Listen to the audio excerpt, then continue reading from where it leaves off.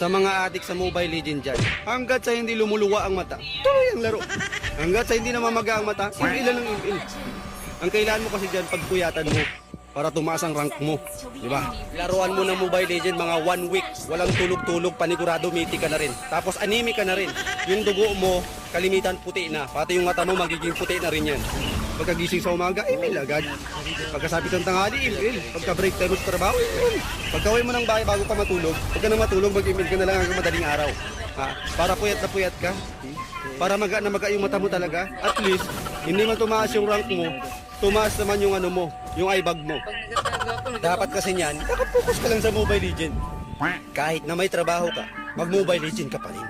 Para tanggalin ka na sa trabaho mo. Ha? Yung iba nga kapag naglaro ng Mobile Legend, talagang may kasamang puso eh. Kahit na inaaway na ng asawa, tuloy pa rin ang laro. Anong asawa-asawa? Mobile Legend to, asawa ka lang. Oh, marami akong kilalang ganyan.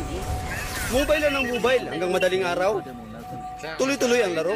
Bahala na magluwa ang mata. Ang importante nakamitik na. Ang problema lang, 2 taon na nagmo-Mobile Legend, yung rank niya Grandmaster pa rin. Para tumaas ang rank mo dyan, makapag-mythic ka agad, porsigido ka dapat. Kahit na may inuutos sa'yo, huwag mo sundin, mag-Mobile Legend ka na lang. Mag-Mobile Legend, kahit na pinapasaing ka, wag. Mahugas ka ng plato, wag, mag-Mobile Legend ka na lang. Tapos magkain ka yan. Kain ka na lang, tapos huwag ka na mahugas ng plato. Yung kaibigan ko nga talagang kinagpursigihan niya. Nakaabot siya ng mythic na siya ngayon, pero yung tsura niya, hindi na may tsurahan talaga. Mythic na rin yung tsura niya. At least deserve niya yun. Ikaw ba naman maglaro ng walang tulog-tulog, umaga hanggang gabi, hanggang umaga ulit. At least, kita yung resulta, di ba? Nakapag-mythic na siya. Tignan nyo naman yung tsura. Malalim na yung mata, luluwa na, namumula na. At least, pakita nyo naman yung resulta, di ba? Sulit yung result eh. Huwag ka nang tumulong sa mga gawaing bahay. Mag-Mobile Legend ka na lang. Total, makapal naman yung mukha mo eh. Tinawag ka magkain, kain ka na lang. Huwag ka na magtulong, magwalis, huwag na. Pagkagising mo sa umaga, Mobile Legend agad. Tapos kapi-kapi lang, mindset ba? Habang kumakapi, Mobile Legend, bakbak, atak-atak talaga.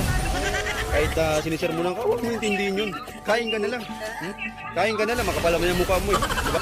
Hanggat sa hindi ka nagiging anemic, tuloy ang laro hanggang sa bitik. Ipaglaban mo yung laro mo. Dapat nakapokus ka lang eh. Nakapokus ka sa cellphone mo, nakatuto ka lang doon. Kahit na may trabaho ka, huwag mo intindihin yun. Focus ka lang sa Mobile Legends. Baka mamaya, matalo ka na naman. Kami na naman sisihin mo. Baka isipin mo naman, ang hingialam ako, wag. Request lang sa akin to. Nag-Mobile Legends rin ako, pero naka-mindset ako ba? Tamang pitix-pitix lang. Pero itong mga iba talagang adik na adik eh. Anong pipiliin mo? Pamilya o Mobile Legends?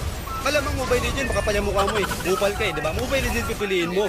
Kasi yung mindset mo, pangit. Yan. Kaya Mobile Legends yung pipiliin mo. Anong trabaho? Huwag namang trabaho.